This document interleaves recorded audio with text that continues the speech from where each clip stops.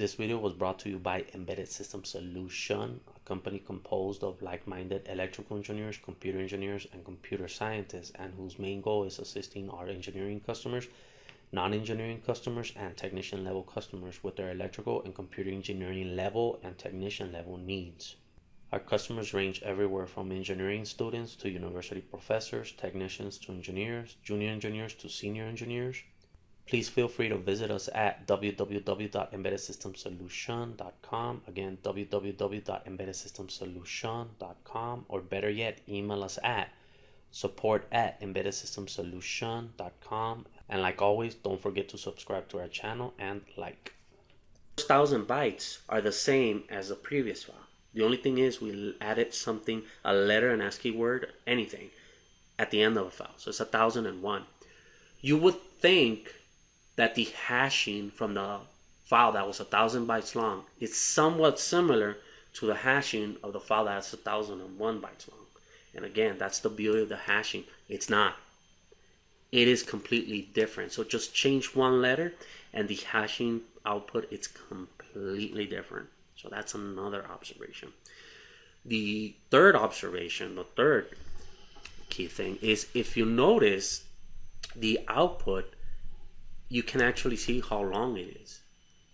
So if the input, you would think that, I don't know how many bytes long, how many characters long this is, right? But if you put 2 characters, so one character generates that long of a hash value. If I put another character, you will think that the hash value is double. And if I put another character, then it's triple. So like instead of B, I put BB. You would think that the hash output, MD hat this, is twice long, right? But if you notice, it has the same number of characters long. And that's the third observation from a hashing algorithm. It doesn't matter how big you're inputting, the output will always be that many characters long. So that's a second observation. So whether you enter an ASCII value or you enter a whole file, the output will always be the same in terms of the number of bytes. So that's the third observation, right? And the fourth, and probably the most important, in my opinion, hopefully I'm not forgetting anything, right? Because again, this video was improvised. Given the hash value, the output of the hash algorithm, there's no way for you to inverse and get the input. So in other words, given this, even if you have the hashing algorithm, there's nothing you can do that will give you the input. And that's probably by far the most important and the heart of a hashing algorithm. That it's a one-way function. There's no way for you to inverse the information. And at first, I remember, because I have a minor in mathematics, and I found this difficult to believe because I'm used to functions always having an inverse. Addition, you have subtraction. Multiplication, you have division. Integrals, you have derivatives, right? So I always thought there has to be a way for you to inverse. There isn't, at least not right now, not currently, that we are aware of.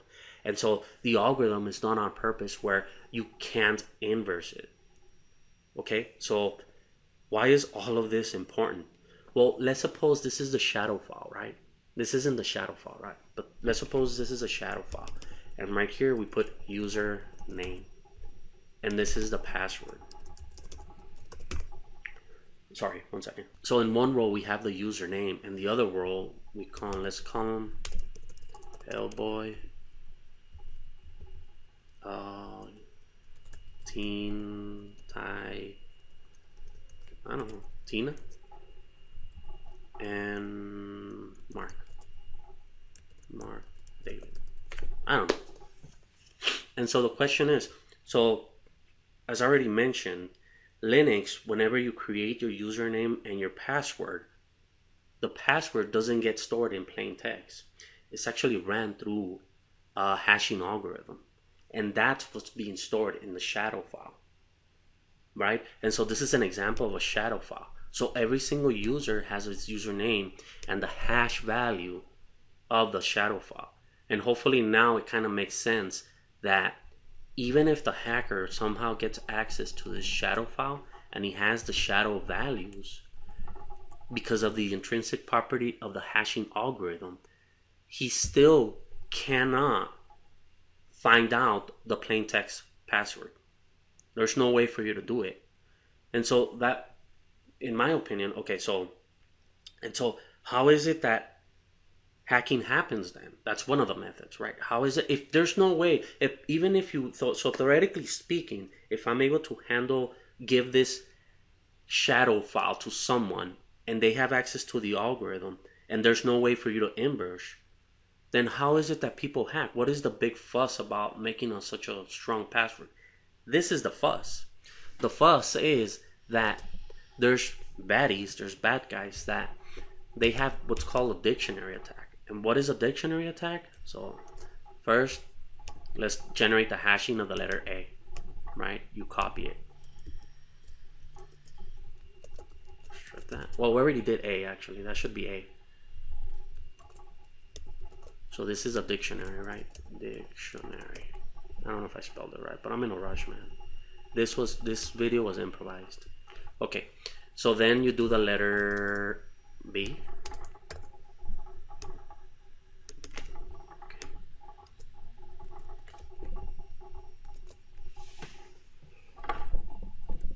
Then you do the letter C.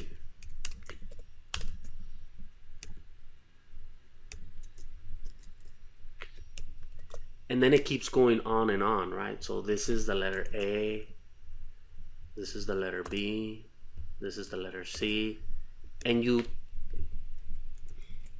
anyways, so you keep going with this. You basically find the hash value of all the letters in the alphabet. Then you find the hash value of all the numbers, 1, 2, 3, 4, 5, 6, 7. And then you find the hash. So this table is going to get really, really big very fast. Then you do the hashing of letters of the words in the dictionary, from the first word. You do apple, then you do car, then you do dog, and you just keep going. You hash the value of every single word in the dictionary, right? And then you hash passwords that you believe. Again, this is from the perspective of the hacker, right? And why is it dangerous? Or what's the vulnerability? The vulnerability is only if you use a weak password. Because what bad guys have is, even though they have this file, the shadow file, they have the hash value of common words. That's what's called a dictionary attack. So this is more of a brute force. So they can't inverse the function, but what they can do is they could get, again, the brute force, they get the hash value of all the letters in the dictionary, all the words in the dictionary, and then common passwords that you would think, like password 1, 2, 3, or password ABC, stuff like that. And they would calculate the hash value. Password 1, 2, 3, then they generate it, and they copy it, and then they store it, right? And so right here they put, password 1, 2, 3. This is plain text password, right? Plain text password. And so even though they can't inverse it, what they can do is they can do a comparison to each of the common words. That's what, like in this case, they'll go 1. Is it any of the words? No. To any of the hash values? So no. Any of the hash values? No. So if they have access to this and one of them matches, you're screwed. That's where the hacking takes place. So the weakest link in terms of hacking is creating a cheap and simple password where it's open to dictionary attacks. So hopefully this is making sense, So hacking doesn't necessarily, in this case, hacking doesn't mean that you are reverse engineering anything. No, it's just you're relying on the stupidity of a user putting a simple password. And it hurts me to say because, I don't like to say bad words. I don't like to say, but sometimes it's applicable. Putting a password 1, 2, 3, you're opening yourself up for hacking and you give people a nightmare. So anyways, hopefully you see what is the whole purpose of hashing. How is it that it's used in usernames and passwords and storage and comparison of whenever you log into a computer. So if in case I haven't said it, to rehash it, whenever you log into the computer, what's actually going on behind the scenes, what Linux and Windows is doing is it's hashing every time you log in, it's hashing the password that you enter, and then that hash value is comparing it to a stored hash value in the shadow file, right? And if there's a match, then you say that person is authenticated, that person has access, he's an approved user. And so the comparison is never made plain text to plain text. They're both converted to a hash value, and whenever you create the account, it's stored also. The hash value of the password is stored. So hopefully all of this is making sense in terms of what is a hashing algorithm and the key takeaways from it. So anyways, this was improvised. I wasn't planning it. But it was a necessary video. So hopefully you got something out of it. Hopefully it made sense. And how is it that it's used in passwords? Thank you. Bye.